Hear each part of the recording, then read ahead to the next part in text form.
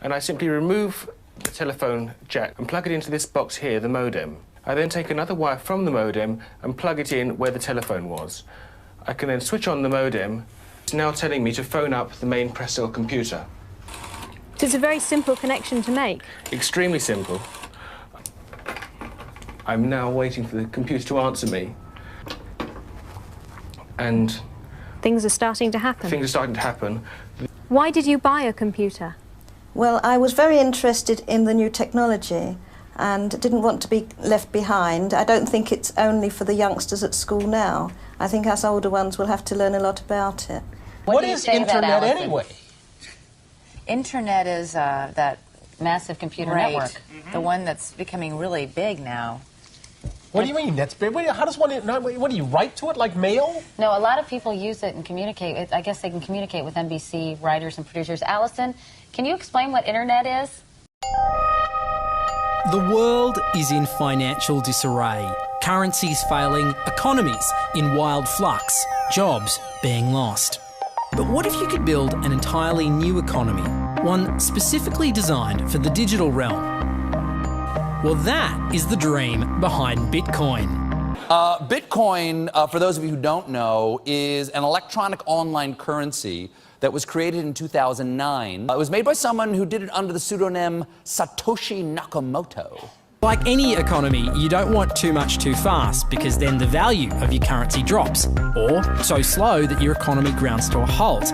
It's designed to be a self-stabilising economy. Whether it actually is that way though, well, that is a little bit more complicated. Because some people have said, hey, Bitcoin is the answer to those problems. Are you a believer? Well, Bitcoin is exciting because it shows how cheap it can be. Bitcoin is better than currency in that you don't have to be physically in the same place. And, of course, for large transactions, currency can get pretty inconvenient. And what is Bitcoin? Bitcoin is a currency on the internet. I sent 100 euros worth of Bitcoin from here in Tokyo directly to you guys through this camera, through the network, through the TV, right into your home. If I had tried to do that, send you the money with a traditional bank, it would have taken several days and probably cost 30 euros. I just did it right now with Bitcoin instantly, basically for free, and didn't have to ask anybody for permission. I didn't need a bank, I didn't need a government, I didn't need anybody. I just needed myself and you and our smartphones to do it. That's the power of Bitcoin. Wall Street is fraud, America is fraud, the world is fraud, banks are fraud, central banks are fraud. We live in an era of fraud. It's all based on fraud, and they get a percentage of the fraud. That's the business model. To suggest that there is any moral or ethical aspect to anything that's going on now is to be completely naive about the fact that we live in an era dominated by financial terrorists, jihadis of banking. They're here to kill you and themselves. They believe in an ideology, not the Quran, but Adam Smith, that they completely misread and interpret as something to justify their blowing themselves up. Janet Yellen's a terrorist! Mario Draghi's a terrorist! The Central Bank of Japan is a terrorist! These are the real terrorists! Funds received. This community is switching to what they think is a better monetary system. A system in which banks are no longer needed because payments could be made directly from one person to another. Bitcoin is fundamentally different because in Bitcoin, you don't owe anyone anything and no one owes you anything. It is not a system based on debt. It is a system based on ownership. And no one can censor it, no one can seize it, no one can freeze it. It's November the 2nd, 2008, just 6 weeks after the Lehman Brothers collapse. And all over the world, there are panicked debates about how to save the banks. Then, on a little visited web forum for cryptographers, a document appears in which a completely new monetary system is proposed. The visionary author calls himself Satoshi Nakamoto. These were the darkest days of the financial crisis.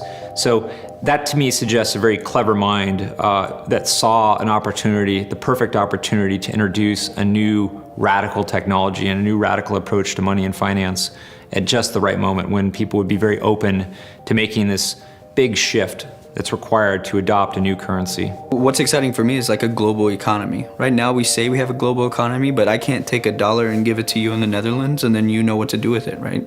You would have to go and change it to your native currency.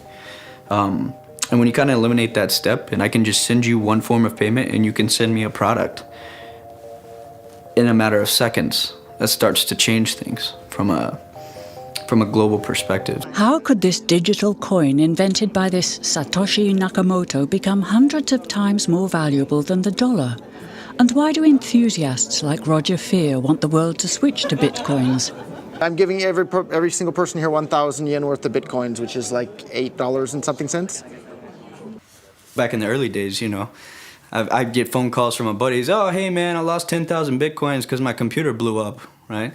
Back then, one bitcoin was less than a penny, right? So nobody cared. They lost $10. I don't care, right? And now 10,000 bitcoins, that's $5 million. That's a big deal, right? Bitcoin is a decentralised electronic cash system that uses peer-to-peer networking along with digital signatures and cryptographics to generate currency. Now, with traditional money, think dollars, the euro, pesos, you've got a central bank, like the Federal Reserve. They issue the currency and they print more or less cash as needed, but not with Bitcoin. It looked very different to me. I mean, as soon as I heard the word decentralized and the fact there was a network powering this currency rather than a central issuer, that immediately captured my interest as something quite different based on what little I knew about alternative currencies at that time. The government couldn't come in and shut down a server and end Bitcoin. It would have to shut down the entire internet or turn off the electricity grid to stop Bitcoin. And so that was really attractive. So gold is kind of hard to divide. Bitcoin divides down to 8 decimal points instantly, super easily. Gold is really, really difficult to transport. If I want to transport gold from here to Moscow, it'll cost a bunch of money to do that, and it's dangerous, and you have to have armed guards and who knows what. With Bitcoin, I can send Bitcoin from here to Moscow or to Holland instantly, just like that, basically for free. I don't have to pay for a bunch of armed guards. It just happens almost like magic. If you ever ask somebody why they think gold's valuable, they can't ever really tell you. They always give you these like weird stories around, oh, it's like a precious metal, isn't it? It's pretty. While we think it has all this intrinsic value, this intrinsic value of gold has been largely constructed in people's heads, often by actually like association with power, association with religious figures. Bitcoin has potential for similar types of construction. Inventor Satoshi Nakamoto has completely relinquished his control of Bitcoin. But he does own 1/20th of all Bitcoins himself. So if one day Bitcoin does become widely accepted as a currency, he will be one of the richest people on Earth. Satoshi invented one of the most important inventions in the entire history of humankind that's going to improve the lives of everybody on the planet for the better. If he had half of all the Bitcoins, he would still deserve it. A lot of people have asked me who Satoshi is since I got in so early.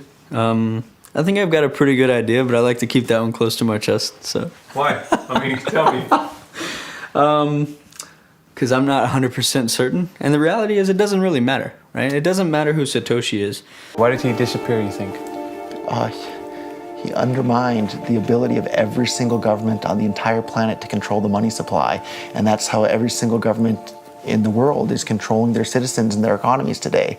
And he just basically, knocked their feet right out from under them with the invention of Bitcoin. And I'm sure that's going to make a lot of people who want to control other people by force really, really upset. So yeah, I think it's really, really smart for him to have disappeared. And for me, it probably would have been smarter for me to keep quiet too, but Bitcoin's too exciting for me to stay quiet about.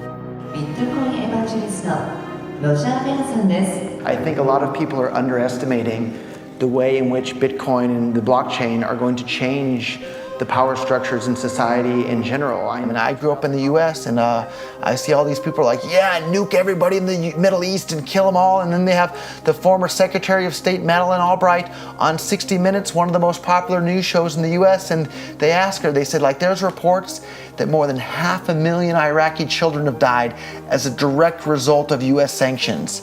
And she looks back at her with a straight face and she goes, it was a really tough decision, but I think that it was worth it. Worth murdering 500,000 kids because because of what the government did, and I apologize for crying, but it just disgusts me from my core when I see government people murdering people around the world.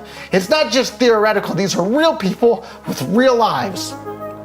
And it's real people, and Bitcoin has the power to undermine everything they're doing to people around the world. And I'm sorry for shouting, but it just disgusts me what these people in government do. And they do it through central banking and through the control of the money supply, and Bitcoin takes that away from them.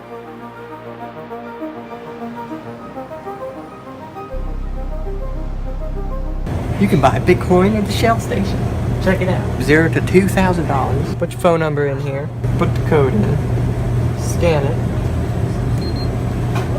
Got my reader. Oh, I gotta put the cash in. Good. Got $2. Hit finish. Oh. $2 Bitcoin. Just like that. From this machine. I just turned cash into digital currency.